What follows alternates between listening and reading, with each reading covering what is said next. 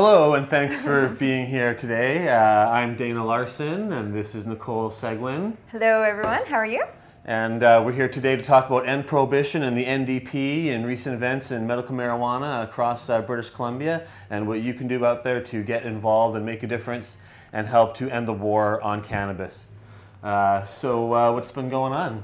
Yeah, exactly. Well, I was hoping that you'd talk a little bit about recent medical marijuana events happening both here in BC and across the country.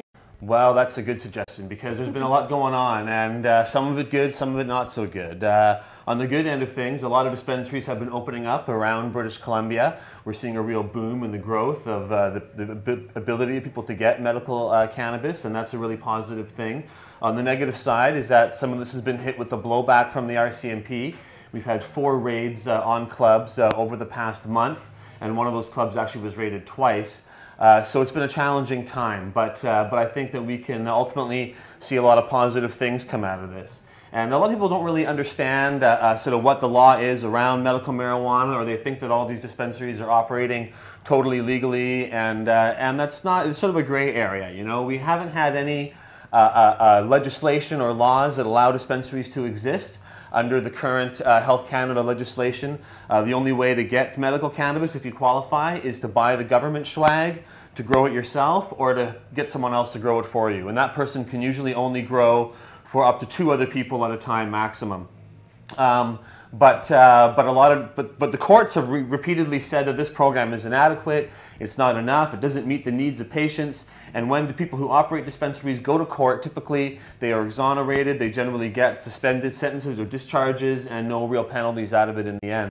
And so we rely on the courts and on the tolerance of our communities, and recently with this boom of dispensaries opening, so there's been some blowback, and we've had people raided in Langley, in Chilliwack, in Comox, and in Burnaby. Exactly. And they've all been different kinds of raids and different kind of situations, but ultimately it's because it's RCMP. We feel that the RCMP is more motivated by federal government in Ottawa than it is by the local communities, unlike Victoria and Vancouver, both of which have had dispensaries operating for, I think, over 12 or 13 years now. Yeah. And things are a lot more open in those cities, and the police and the local mayor and city councils are much more supportive. But if you live in one of those communities, Burnaby, Langara, Chilliwack, or Comox, get involved in your local dispensary and see what you can do to keep them open. Because it's important that we build these dispensaries around the province and around Canada so that people have access to medical cannabis when they need it. Exactly, yeah. So, yeah, so there's a lot you can do to get involved in this, because I think it's important that people get politically involved. That's what we're going to talk about a little bit too, is about the municipal elections that are coming up, about provincial elections, and you know, we really need the support, especially municipally, of municipal governments in this battle, not only for dispensaries but for a lot of other sort of war on drugs related issues. And I think there's some elections coming up across Canada, right, Nicole? Exactly, yeah. A little fun fact that I learned today was that municipal elections are actually usually happening on the same day in the same province or territory that they happen in. So we have municipal elections coming up here in BC, and Manitoba, or yeah, Northwest Territories and Nunavut. Will actually all be having municipal elections happening this fall, and then some of those will actually be coinciding with provincial and territorial elections that will be happening as well. Hey, Nunavut, actually, that's exciting, because Nunavut is one of many communities across Canada that has a hard time getting good access to medicinal cannabis. Prices are very, very high there. Yeah. Supply is very difficult. And you know, they've been trying to open dispensaries there, and they've had a lot of challenges. And you know, if you can elect the governments in Nunavut or make change there, that would definitely ripple all across Canada. Exactly. Well, and Nunavut is a really interesting territory because it's very non-partisan. So you get involved with individual candidates rather than a political party, and then so it gives you a lot more freedom to kind of find out who individuals are, what they kind of feel, and then work on their campaigns. And working on municipal campaigns just gives you a great political experience that you can apply to both provincial and federal politics. Knocking on doors, making phone calls, just being in the office and getting a sense of what a political campaign really entails. So it's an exciting opportunity for everyone that has municipal and provincial elections coming up before our federal election, which is not for another 4 years, of course. Yeah, and that's very true, especially in British Columbia with elections coming up municipally. In a few cities like Vancouver, I think Victoria, parties are more important, but in most cities it's just about the people, and we really need municipal support, you know. And so in Burnaby, for instance, make sure you talk to them, the city councillors there, and try to make a connection with them if you can, and in other communities as well. In Langley, the raid on the Langley dispensary was actually really instigated by a city councillor who took it upon himself to make some waves and try to do some things that he really shouldn't have done. They'd been operating for a few years with no problems, and the city councillor was the one who caused the problems. We should not be re-electing that person, and we should be working within our municipalities to make these differences. And you know, in Vancouver, we have three main political parties. We have Vision, we have COPE, and we have the NPA. And all three of those parties really have been very supportive of drug policy, ultimately, to different degrees and in different ways. Yeah. But over the last few election cycles, you won't find any major candidate in Vancouver saying we got to shut down Insight or railing against medical marijuana or anything like that at all. And I think it really shows what you can do in your local communities. And it's because of that tolerance that we're able to have Insight, that we're able to have dispensaries, and that we're able to have this kind of openness in Vancouver that people can't really enjoy anywhere else in Canada, or certainly anywhere else in British Columbia. And so I think it's really important to get involved municipally, find out who's running, talk to them, make sure these are issues that get brought up. And I think you'll find a lot of support at the municipal level for a lot of these issues. Yeah, and the only thing that I would add is that Vancouver, I think, is a shining light in the country as far as progressive drug policy, especially with Insight. But it wasn't always this way. So there is hope that you can change municipal politics just by pressing forward, gathering with your friends, reaching out to your local academic and business community, and really letting them know that the science is in favor of drug policy reform. Insight is just a perfect example of how really overwhelming scientific evidence that harm reduction works can really be used by municipal politicians to take forward to the public and say, no, this is what the science says, this is going to lower costs and improve public health. And harm reduction is such an important issue. That we are starting some interesting things here in Vancouver, such as handing out crack pipes for free. And while this may seem a little bit controversial and a little bit confusing to the public, once you start educating them on why this is a good policy decision and how it does improve public health and improve access for people that are addicted to substances, to access addiction services and actually get better. So it's a really important health issue, and it's actually not just in Vancouver that we're doing this. Actually, Winnipeg and I believe Toronto might be was looking at doing this before, of course, Frog 4 came in, which also kind of demonstrates the power municipal governments can have. And Ottawa actually had a crack pipe distribution policy before a municipal government overturned that policy. So there's all these situations where we can press forward and implement change, or conversely go backwards if we don't have that support there.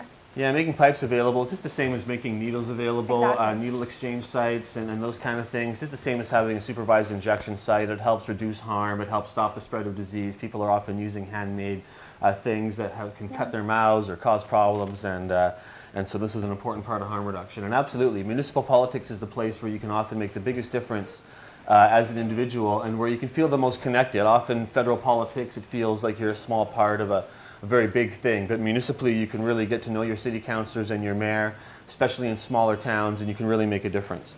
And we've got a lot of provincial elections coming up this year in November. Manitoba, Newfoundland, Northwest Territories, Ontario, and PEI are all definitely having elections this October. And then we might have one in BC. I'd say it's unlikely at this point, but it's still definitely possible. Yeah. And Yukon might have one as well. So we could see a real shift happening provincially across the country. Certainly I'd love to see an NDP government elected here in British Columbia. I think a lot of very positive things would happen in the realm of drug policy and in a lot of other areas as province needs change as well. And so get involved in your provincial parties, get involved in the NDP provincially. You know, this big NDP sweep that happened federally, which I think is only part of something that's going to continue, and we're going to see a federal NDP government in our next election. But this is something that's also going to ripple across and resonate provincially as well. And so we could see some great things happen, especially in Ontario. I'm really looking forward to seeing Andrea Horwath make a huge difference and really grow there quite a bit. I think that we're going to be surprised by what comes out of Ontario. And so get involved and join the NDP if you haven't already. Yeah, Yeah, exactly. So get involved in your provincial constituency association to kind of get a sense of the candidate and the supporting team. You can find volunteer opportunities by looking at the website of the provincial party and contacting their contact person, just saying, I'd like to volunteer, what do you have for me to do to help out? And then that kind of ties into federal politics, because we're also still encouraging you to join your federal NDP riding association as well. We will be having a NDP federal convention in the next 2 years. We just had one here in Vancouver. A great convention, by the way. Yep. It was a lot of fun in Vancouver. It was, I'd say, the best convention I've been to on many levels, and we really enjoyed ourselves. Exactly. So it's great to build upon that kind of success and really keep the issue alive. With the federal omnibus crime bill that's probably going to be implemented in the fall, or at least starting to be brought up and debated, it's really important to talk to your local NDP association about how this is kind of backwards policy, how we're already seeing a rise in prisoner violence. We just had Prisoners' Justice Day this past Wednesday, where Howard Sapers was talking about the overcrowding situation, and Vic Taves has a really up is down kind of rhetoric on this issue where they can't even agree on basic facts, and Vic Taves far prefers rhetoric and ideology over any sort of scientific evidence. That is what these conservatives are like. You know, they'll ignore scientific evidence in pretty much every arena, and simply govern by ideology and by what they think is going to get them ahead in the polls. And we've got to prove them wrong.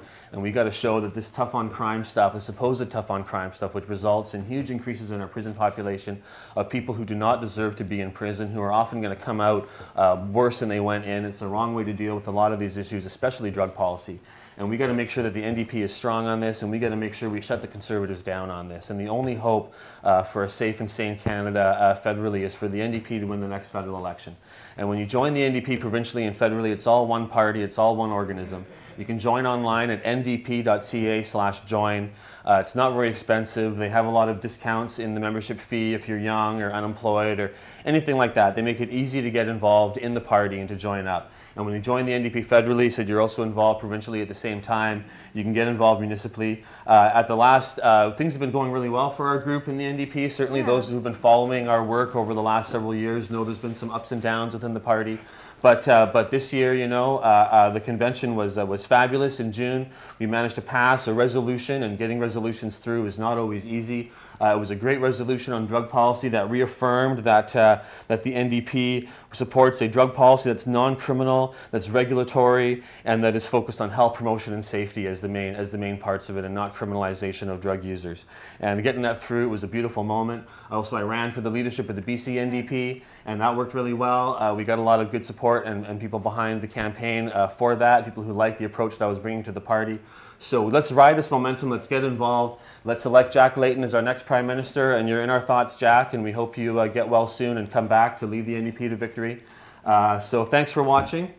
And of course, visit ndp.ca and endprohibition.ca for more news and events on both the NDP and End Prohibition front. Thanks for watching, everyone. Hey, thanks. Have a great day.